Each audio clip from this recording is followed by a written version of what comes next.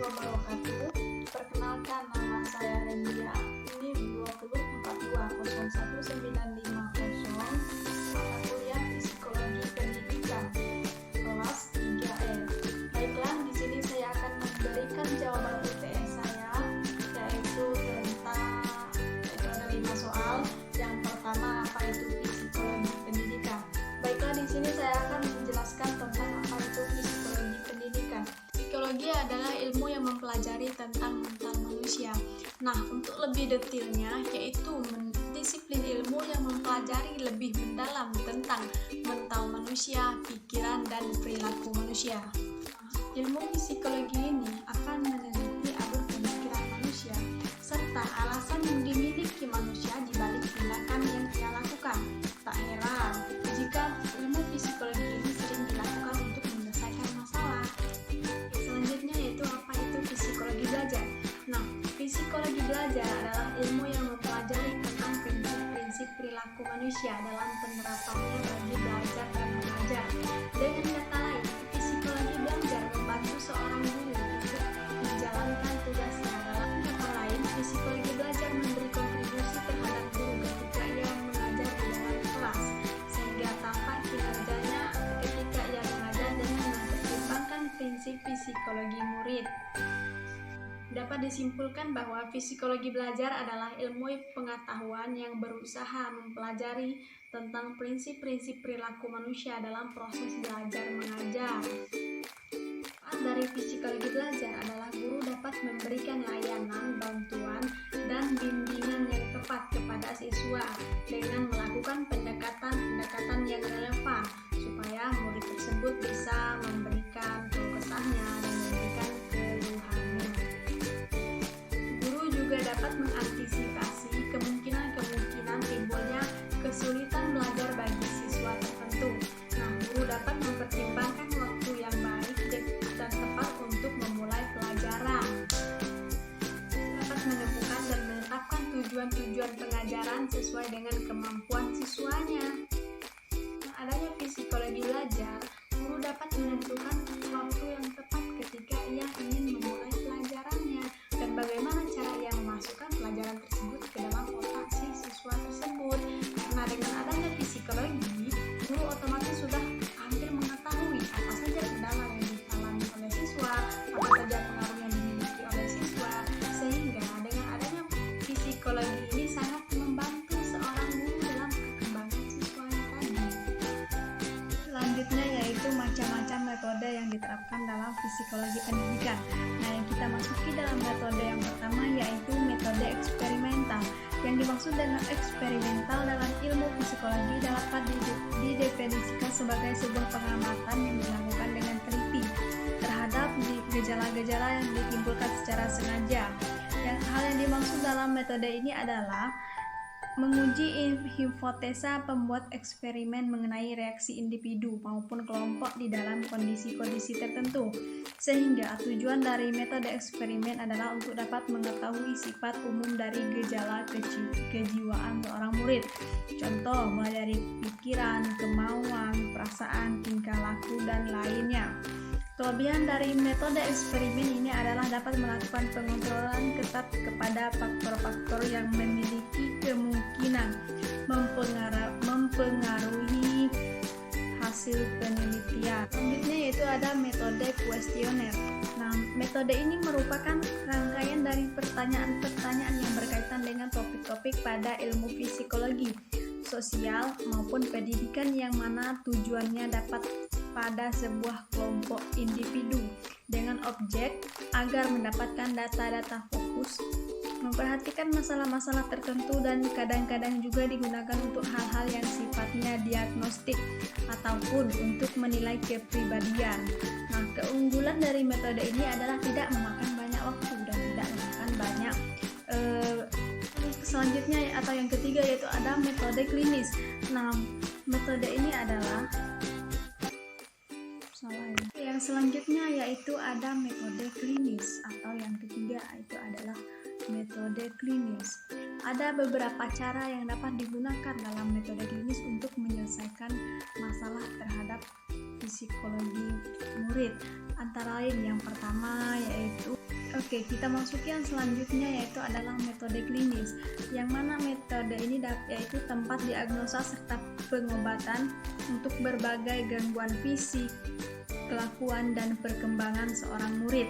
Nah, sehingga dapat diartikan jika metode klinis ini merupakan metode yang dapat digunakan dalam ilmu psikologi untuk menyelidiki secara teliti sejumlah individu yang memiliki gangguan atau kelainan dalam batas waktu yang cukup lama. Dalam metode klinis juga menggunakan dua cara pendekatan kepada seorang murid. Yang pertama, metode klinis ini terdapat dua cara pendekatan kita terhadap murid. Nah, pendekatan yang pertama yaitu pendekatan dengan menggunakan waktu yang cukup lama. Contoh seperti mengamati anak-anak tersebut dalam waktu yang lama, seperti 3 atau 9 tahun. Kita masuki metode yang selanjutnya yaitu ada metode klinis. Nah, apa itu metode klinis? Yaitu merupakan sebuah tempat diagnosa serta pengobatan untuk berbagai macam gangguan fisik, kelakuan, dan perkembangan seorang murid. Nah, sehingga dapat diartikan jika dengan metode klinis merupakan metode yang dapat digunakan dalam ilmu psikologi untuk menyelidiki secara teliti jumlah individu yang memiliki gangguan atau kelainan dengan waktu yang cukup lama. Nah, di dalam metode klinis ini terdapat dua cara pendekatan kita terhadap murid. Nah, cara yang pertama yaitu yaitu kita mendekati murid tersebut dengan waktu yang cukup lama atau mengamati kegiatan sehari-hari murid seperti bisa 3 tahun, 5 tahun, ataupun 9 tahun. Nah, terus pendekatan yang kedua yaitu pendekatan cross-seksional. Nah, yang kedua itu ada pendekatan cross-seksional. Nah, di dalam pendekatan ini cara kita untuk mengetahui perkembangan murid atau masalah-masalah psikologi terhadap murid, kita menyelidiki dengan melalui teman-temannya, menyuruh teman-temannya menyelidiki orang tersebut seperti apa, apakah ada perkembangan, apakah ada masalah, dan disitulah kita bisa mengetahui apakah gangguan apa yang terjadi pada si murid tadi. Selanjutnya ada metode case study.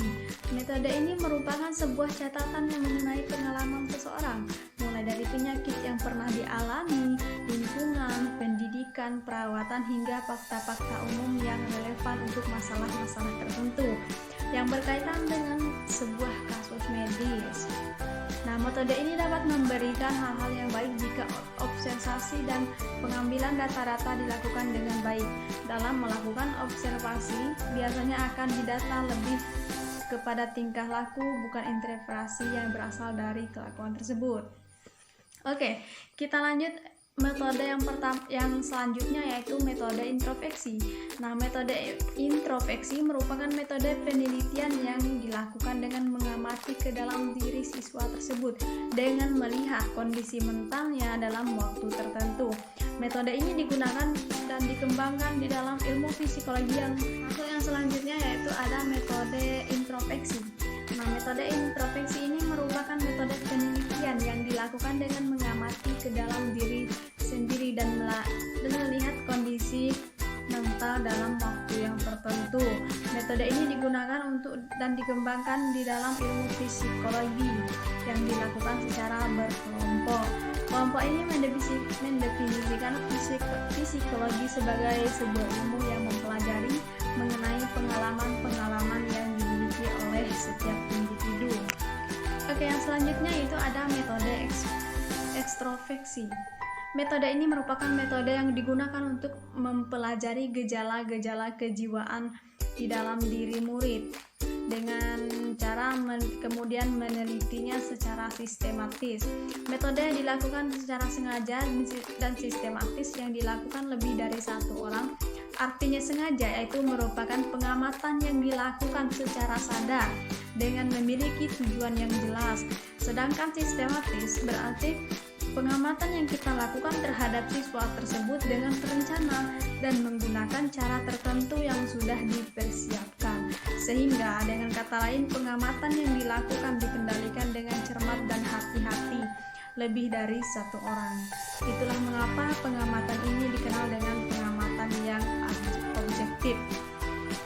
Oke, melalui metode ini akan didapatkan laporan-laporan tertulis yang menghasilkan informasi yang lebih objektif, apalagi yang dilakukan oleh orang-orang yang memang sudah terlatih dan terlatih.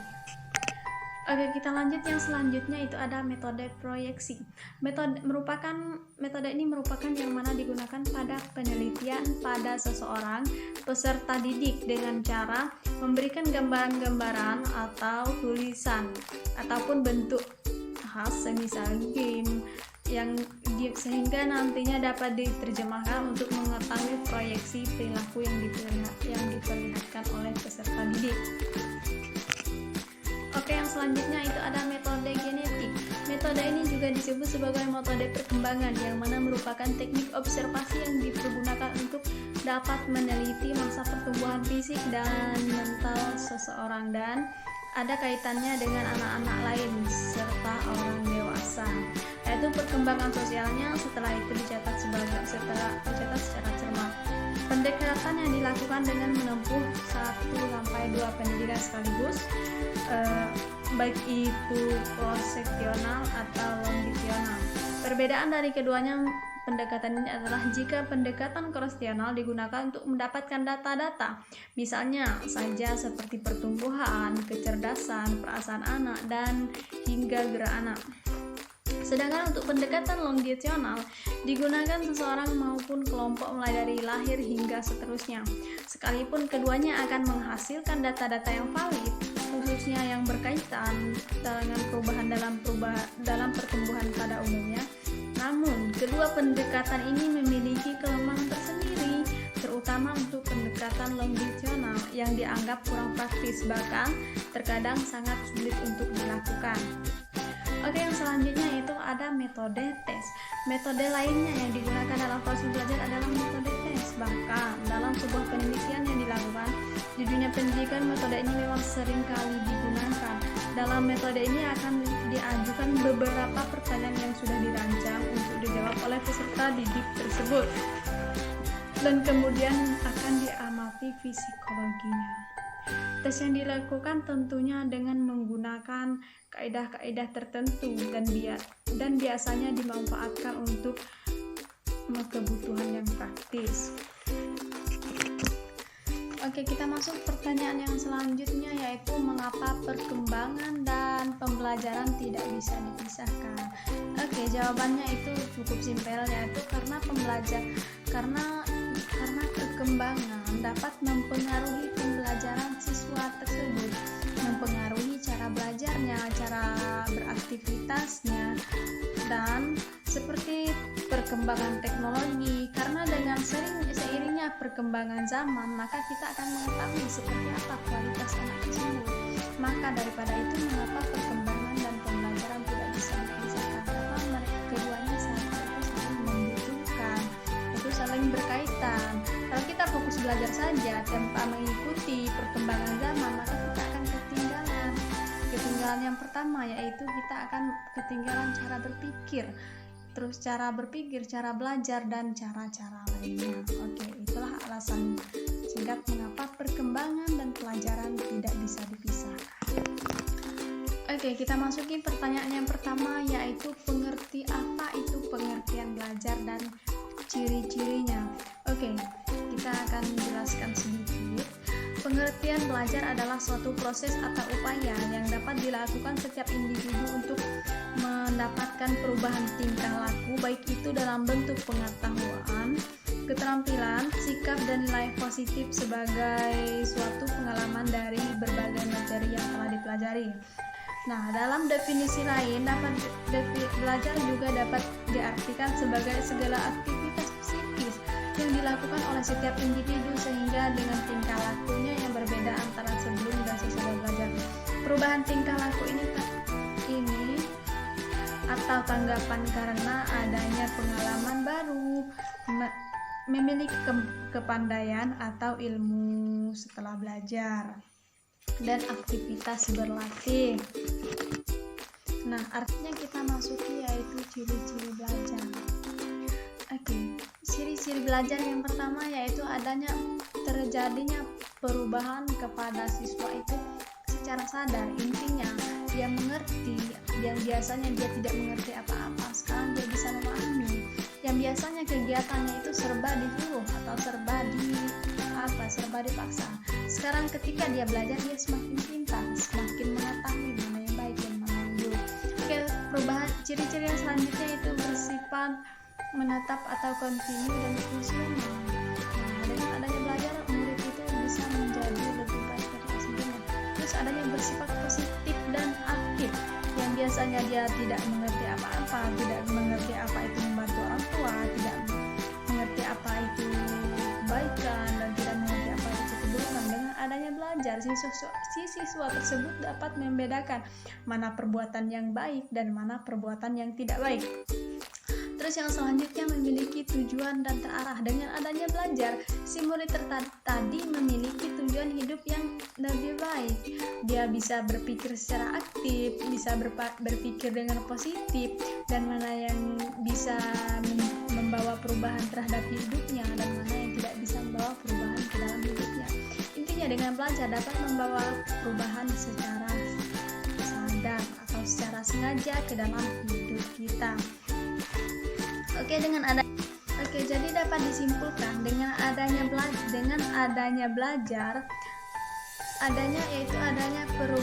terjadi perubahan pada si siswa tersebut dengan secara sadar. Di mana tingkah laku siswa tersebut menjadi lebih baik dan sifatnya menetap sebagai hasil dari belajarnya dan pengalamannya. Selanjutnya yaitu bagaimana cara meningkatkan efisiensi belajar. Yang pertama yaitu dengan mencatat semua sumber daya yang ada. Contoh, ketika kita mempelajari ini kita harus membuat rangkuman, membuat sumbernya apa, pengetahuannya apa, hasilnya apa. Yang kedua itu membuat rencana belajar. Kita bisa membuat rencana belajar seperti membuat daftar pelajaran. Dan semoga dengan adanya daftar pelajaran tersebut kita bisa rajin belajar. Bagaimana cara meningkatkan efisiensi belajar? Di sini ada beberapa cara untuk meningkatkan efisiensi belajar, yaitu mencatat semua sumber daya yang ada. Yang artinya, duduk dan buatlah materi yang kira-kira akan muncul dalam ujian atau ulangan. Berarti kita harus sering-sering belajar, sering-sering mengulang pelajaran. Lalu tuliskan semua sumber daya yang Anda miliki untuk membantu mempelajari informasi seperti mengikuti latihan, ujian, atau bergabung dengan kelompok belajar. Yang selanjutnya itu kita membuat rencana belajar. Jadi apa itu membuat rencana belajar? Adalah setelah kita mengetahui kebutuhan Anda, kebutuhan siswa dalam belajar dan cara memanfaatkannya sumber daya yang ada, maka duduklah dan buatlah jadwal belajar. Waktu yang dijadwalkan harus dikhususkan hanya untuk belajar dan menjalankan rencana yang telah dibuat. Kita harus memang benar-benar menjalankan waktu yang kita lakukan. Setidaknya kita luangkan waktu 10 menit untuk belajar. Kita luangkan waktu, contoh setelah bisa ada waktu 10 menit, maka kita menggunakan waktu 10 menit itu untuk belajar dan benar-benar tidak untuk bermain. Terus yang ketiga, memiliki pola pikir yang positif. Maksudnya apa? Berpikirlah sepositif mungkin ketika saat belajar. Jika emosi terganggu, upaya untuk belajar dan memahami materi akan menjadi kurang efektif. Maka pola pikir yang baik dapat sangat membantu kita dalam belajar. Jangan adanya amarah, jangan adanya rasa-rasa ingin fitnah, apalagi rasa-rasa ingin membenci guru. Jangan. Supaya pelajaran yang kita pelajari memang menyerap ke dalam otak kita. Terus mencari tempat belajar yang sepi. Intinya jika di dalam kelas jangan ada keributan. Kita usahakan di dalam kelas itu memang tidak ada keributan. Contoh kita membentuk ketua kelasnya, kita membentuk keamanannya siapa. Dengan adanya ketua kelas dan adanya keamanan di dalam kelas tersebut, maka kelas tersebut akan menjadi aman dan tidak adanya keributan. Oke. Yang selanjutnya yaitu mencatat apa saja yang telah disampaikan oleh guru. Supaya pembelajaran kita efisien, maka kita diperlukan untuk mencatat. Karena belajar tanpa mencatat itu bukanlah pembelajaran yang efisien. Walaupun otak kita mampu mengingat apa saja yang disampaikan oleh guru, tapi sangat juga tidak bagus ketika kita tidak mencatat. Maka kita sangat dianjurkan untuk mencatat semua pelajaran yang telah disampaikan oleh guru atau poin-poin pentingnya saja. Oke, baiklah, cuma itu yang dapat saya sampaikan. Lebih dan kurangnya saya mohon maaf. Wassalamualaikum.